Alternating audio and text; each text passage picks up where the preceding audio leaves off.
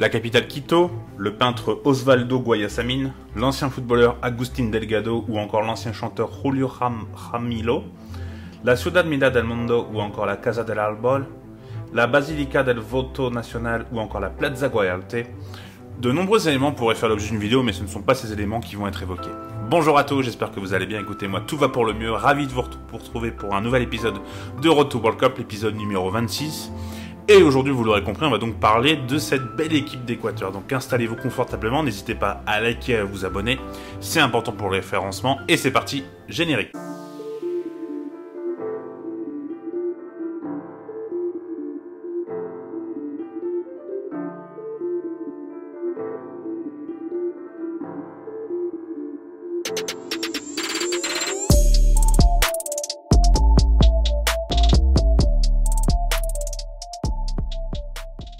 L'Équateur va participer à sa 4e Coupe du Monde. Ils ont participé en 2002, en 2006, en 2014. En 2014, on s'en rappelle, c'est dans le groupe de la France où il y a eu un très mauvais 0-0, enfin un vieux 0-0, on n'a pas pris de plaisir. Et ils vont participer du coup dans leur 4e Coupe du Monde au Qatar en 2022. Et leur meilleur parcours, c'est d'avoir été une fois en 8e de finale. C'était en 2006 dans un groupe où ils étaient avec l'Allemagne, la Pologne et le Costa Rica. Donc ils ont gagné leurs 2 premiers matchs contre la Pologne et contre le Costa Rica, et ils ont fait une défaite au dernier match 3-0 contre l'Allemagne, qui était un peu anecdotique, car c'était déjà très bien pour eux d'être qualifiés pour les 8e de finale. Donc c'est vrai que le match était un peu, voilà, l'Allemagne a gagné 3-0 assez facilement. Et en 8e de finale, ils ont affronté l'Angleterre, où ils ont posé quand même pas mal de soucis à l'Angleterre, et l'Angleterre a réussi à trouver la faille en marquant un coup franc grâce à David Beckham à la 60e minute, et une victoire 1-0 pour les Anglais. Et est-ce que cette année, les Équatoriens peuvent réitérer cette performance d'aller en 8e de finale ? Ils peuvent, car en effet l'Équateur ne s'est jamais aussi bien porté, et surtout il y a des éléments très importants, c'est qu'au niveau de la formation il y a eu des très gros progrès du côté de l'Équateur. Il y a eu un club qui est l'Independiente del Valle, qui a mis vraiment en place un très bon centre de formation où il y a pas mal de joueurs qui éclosent de ce club et également du championnat de façon générale, du pays de façon générale, pardon. Et c'est vrai que là on a vraiment une nation qui a vraiment des éléments très très intéressants, on va le voir après dans la revue d'effectifs. Et franchement, cette sélection, elle a vraiment beaucoup de talent et c'est un petit outsider. Alors je ne sais pas s'ils passeront les poules, on en reparlera après dans la rubrique poules. Mais c'est vrai que cette sélection, franchement, elle a beaucoup de talent. Peut-être qu'elle est un peu jeune, mais en tout cas, elle est en plein essor, ça c'est une certitude. Et clairement, ça va faire partie des équipes qui vont peser dans l'avenir. Ils avaient posé notamment pas mal de problèmes au Brésil et à l'Argentine lors des éliminatoires, où ils sont capables de jouer en bloc bas, et en fait, dès qu'ils se prennent un but, ils sont capables de monter un peu et de pouvoir, voilà, embêter les mastodontes du continent sud-américain.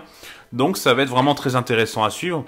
Si jamais vous êtes intéressé un peu par l'évolution du football équatorien et également de l'Independiente del Valle, je vous conseille de regarder le podcast de Formation Football Club. Ils en ont parlé hier, donc elle va sortir, donc c'était mercredi. Et je vais vous conseiller également ce podcast de Clean Sheet, hein, l'ami Daniel qui fait des super podcasts sur l'Independiente del Valle, où voilà, ils parlent vraiment en profondeur de l'évolution du football équatorien. Donc si ça vous intéresse, je vous mettrai les liens en description, n'hésitez pas, c'est très intéressant. Et si on doit vraiment parler des hommes de Gustavo Alfaro, du coup le sélectionneur de cette sélection équatorienne, et qu'on doit parler de la forme vraiment récente au niveau des résultats, et bah dernièrement, ils se sont pas pris de but lors des 6 derniers matchs. Il y a eu 2 victoires 1-0 contre le Nigeria et contre le Cap-Vert, et il y a eu 4-0-0 contre le Mexique, l'Arabie, le Japon et l'Irak. Alors l'Irak c'était le 12 novembre, donc c'était assez récent, et c'était pas forcément la sélection titulaire. Voilà, il y avait encore des joueurs qui jouaient dans les championnats européens, donc c'est un peu à ne pas prendre en compte. Mais en tout cas, voilà, cette sélection équatorienne, elle est vraiment très très solide défensivement, et c'est ce qu'on va voir dans la revue d'effectifs. Pour cette revue d'effectifs, j'ai décidé de me baser sur un 4-3-3 avec une pointe basse. Alors, ça peut être un 4-4-2, moi je me suis basé sur un 4-3-3 parce que sur les 5 des 6 derniers matchs dont je vous ai cités, ils ont joué comme ça. Je trouve qu'il y a l'émergence d'un joueur en fait qui peut permettre de passer en 4-3-3. Alors il peut très bien que ce soit un 4-4-2, notamment contre des équipes peut-être un peu plus offensives. Mais moi je vois plus ça comme un 4-3-3 en tout cas, donc on verra comment ça va se passer. Mais voilà, je vous dis juste que moi j'ai mis un 4-3-3, mais ça peut être un 4-4-2. Donc vous l'aurez compris, s'ils ont pris aucun but là lors des 6 derniers matchs, même si c'est contre des adversaires quand même plutôt honnêtes, dirons-nous, c'est que voilà, ils ont une charnière centrale qui est vraiment très très bonne avec Piero Hincapié et Jackson Porozo. Alors Piero Hincapié qui est arrivé du côté de Leverkusen il y a 1 an et demi, qui avait fait une excellente saison la saison dernière. Là c'est un peu plus compliqué, mais comme Leverkusen j'ai envie de dire, donc voilà, on va prendre des pincettes et on va On va dire que Hincapié n'était pas forcément voilà, dans ses meilleures dispositions pour pouvoir pratiquer son meilleur football. Et à côté, on a Jackson Porozo qu'on connaît en Ligue 1 parce qu'il joue à l'Estac. Et il est pas mauvais, moi je le découvre que cette année.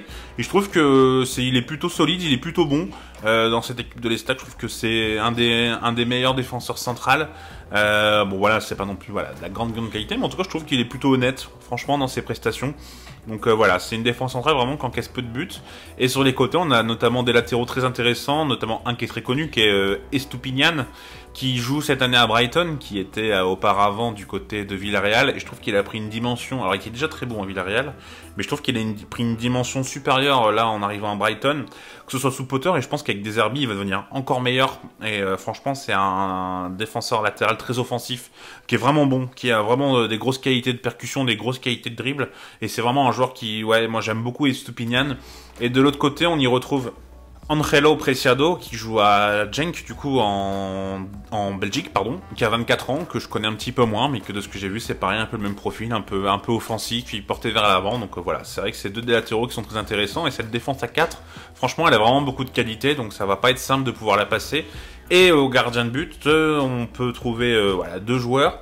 Peut-être petit avantage à Dominguez qui joue à Quito depuis cette année, qui a un peu bourlingué. Quito qui était son club quand même de 2007 à 2016, qui a notamment connu des piges en Argentine, au Mexique notamment. Et voilà, c'est un joueur qui est un gardien qui est expérimenté, tout comme son concurrent qui est Hernando Galíndez, qui joue à Aucas depuis cette année et qui lui voilà a été formé notamment en Argentine à Rosario, et pareil qui a eu une carrière plutôt honnête en Amérique latine et en Amérique du Nord. Donc voilà pour ces 5 postes. Et ce milieu, alors en 6 du coup moi j'ai mis Jackson Mendez qui joue au LAFC du coup en MLS, mais il se peut très bien que ce soit Gruezo qui joue à Augsbourg en Bundesliga, qui a fait une saison plutôt honnête, je trouve, là du côté d'Augsbourg, qui a quand même pas mal de temps de jeu. Alors Augsbourg est un peu en difficulté, donc c'est forcément difficile de briller, mais je trouve que c'est un milieu que plutôt intéressant. Jackson Mendez, c'est vrai qu'il a pas eu forcément beaucoup de temps de jeu au LAFC parce qu'il y a de la concurrence et c'est la meilleure équipe d'MLS, hein, c'est eux qui ont gagné la coupe. Donc à voir comment ça va se passer, mais c'est vrai qu'il y a peut-être un avantage pour le joueur d'Augsbourg, donc à voir. En tout cas, c'est deux milieux très défensifs qui sont vraiment voilà, portés défensivement. Et on a un autre joueur devant qui est également bon défensivement, mais qui peut apporter offensivement, et c'est un peu mon petit coup de cœur et ce sera le joueur à suivre. C'est Moïse Caicedo. Bon, si vous êtes suiveur de Première Ligue, forcément ce nom vous parle. Il joue à Brighton également et cette année il est absolument incroyable. J'en parlais avec des copains et je leur disais que je lui trouvais un peu d'Idrissa Gueye pardon dans sa façon de jouer, et eux ils m'ont dit c'est un Idrissa Gueye mais meilleur. Donc ça vous montre quand même le niveau du joueur. Idrissa Gueye voilà, d'Everton auparavant. Hein. C'est vrai que je suis assez d'accord parce qu'en fait par rapport à Idrissa Gueye, je trouve qu'il a une plus grosse intelligence de jeu. Et ouais, franchement c'est un joueur qui est bluffant. Je sais pas s'il va rester à Brighton longtemps parce que franchement là il est en train d'exploser, il est absolument énorme. Il a eu que 21 ans hein, pourtant là début novembre, et c'est un joueur qui est, enfin, on en reparlera après, mais ouais, franchement c'est fort, c'est très très fort. Et à ses côtés, il y a un joueur que j'ai découvert en travaillant sur cette vidéo, que j'ai été assez bluffé parce que j'ai vu, qui s'appelle José Cifuentes, qui joue également lui à Los Angeles, et lui a eu beaucoup plus de temps de jeu par contre. Cette année il a mis 7 buts, 6 passes décisives, donc lui c'est vraiment le plus offensif des trois dans ce milieu. Et franchement je suis assez bluffé par ce que j'ai vu, je le trouve vraiment très très bon. Énorme qualité de dribble, vraiment, voilà, vraiment bien offensif, porté vers l'avant, et c'est, ouais, franchement, ça va être peut-être la petite révélation de ce mondial, j'ai envie de dire. J'avoue que moi je connaissais pas du tout. Il est en fin de contrat en plus l'année prochaine en MLS, donc s'il fait une belle Coupe du Monde, je pense qu'il trouvera une porte de sortie en Europe assez facilement. Et franchement, il y avait une rumeur qu'il amenait visiblement à Brighton. Brighton qui aime bien hein, du coup les Équatoriens, vous l'aurez compris. Donc franchement, ouais, ça a l'air d'être très costaud. Franchement, de ce que j'ai pu voir, donc je peux pas vous donner un avis parce que j'ai vu que des clips. Ce que je fais tout le temps hein, pour voir un peu les joueurs, comment ils sont. Et j'avoue que lui, j'ai perdu un peu plus de temps parce que j'ai été assez impressionné par ce que j'ai vu. Donc à voir comment ça va se passer du côté de José Cifuentes, qui a eu du temps de jeu depuis peu en sélection, et il a que 5 sélections. Donc c'est pourquoi. C'est peut-être que ce sera quand je vous l'ai dit, hein, un 4-4-2 où il n'y aura pas Cifuentes. Mais franchement, vu sa forme, ce serait dommage de s'en passer, je trouve. Et sur les 3 de devant, donc à droite, on a Plata, qui est bien connu du côté de Valladolid, qui joue en Espagne, qu'on a connu notamment au Portugal, il me semble, de mémoire, je ne sais plus dans quel club. Mais en tout cas, c'est un joueur qui a énormément de talent, mais qui a eu des problèmes, qui avait notamment été arrêté avec un problème, voilà, qui avait, je sais plus si c'est un problème d'alcool ou de drogue.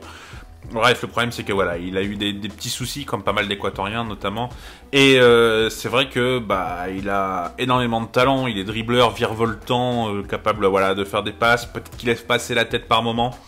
Ça va clairement être lui le poil à gratter de la défense adverse, très clairement.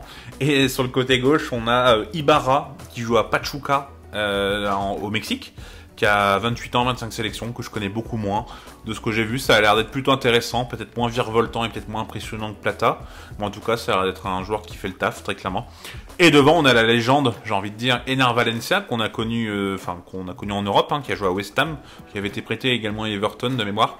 Et voilà, Ener Valencia, maintenant 33 ans, il est plus tout jeune, donc voilà, mais ça risque d'être lui quand même titularisé, parce que je pense qu'avoir ce joueur d'expérience et qui connaît voilà les grandes compétitions, ça peut apporter à cette équipe jeune et fougueuse, dirons-nous. Mais en tout cas c'est un bon attaquant qui est le meilleur buteur de la sélection avec Agustin Delgado. Donc voilà, 31 buts en sélection, donc peut-être qu'il va pouvoir battre ce record dans la Coupe du Monde. On le souhaite pour l'Équateur. Et si c'est pas lui, ce sera Estrada.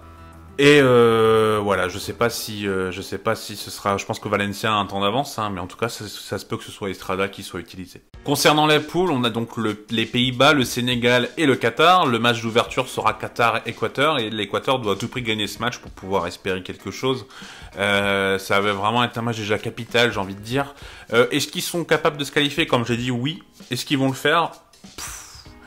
Moi, je trouve qu'il y a quelque chose qui est en leur faveur, malheureusement pour les Sénégalais, mais c'est vrai que l'Équateur, c'est vrai que le Sénégal n'a pas Sadio Mané lors des premiers matchs, et ça peut être un avantage pour l'Équateur très clairement.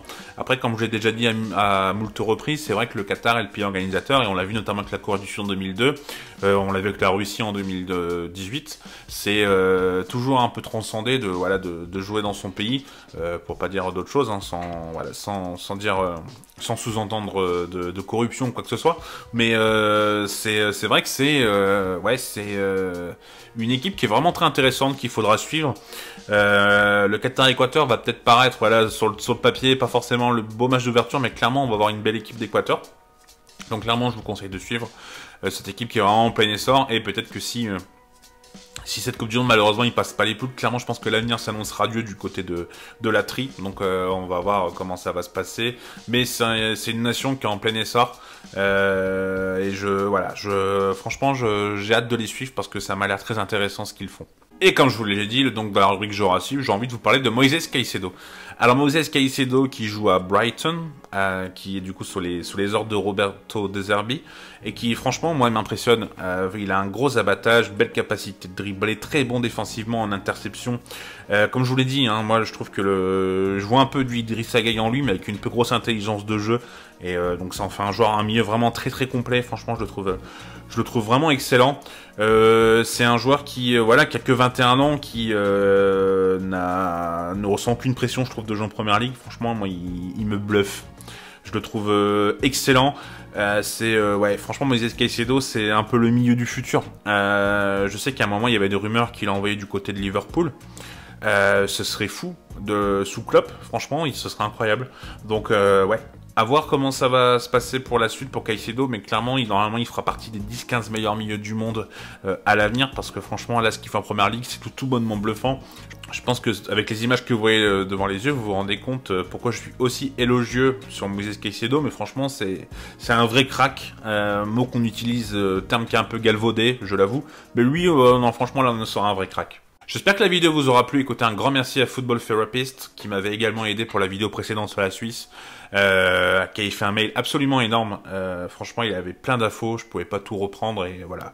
Il y a des infos qui peuvent pas rentrer forcément dans ce type de vidéo. C'est lui également qui a parlé sur les podcasts que je vous ai conseillés. Donc voilà, n'hésitez pas à le suivre. Il fait un travail énorme sur sa chaîne YouTube. Il y a des vidéos également sur l'Équateur où il fait des focus sur quelques joueurs. Donc n'hésitez pas à le suivre. En tout cas, on se retrouve très bientôt. La prochaine vidéo sera sur la Pologne, l'épisode numéro 27. Et voilà, donc je vous souhaite une très bonne journée ou une bonne soirée en fonction à l'heure où vous regardez la vidéo. Et je vous dis à bientôt. Prenez soin de vous. Tchuss!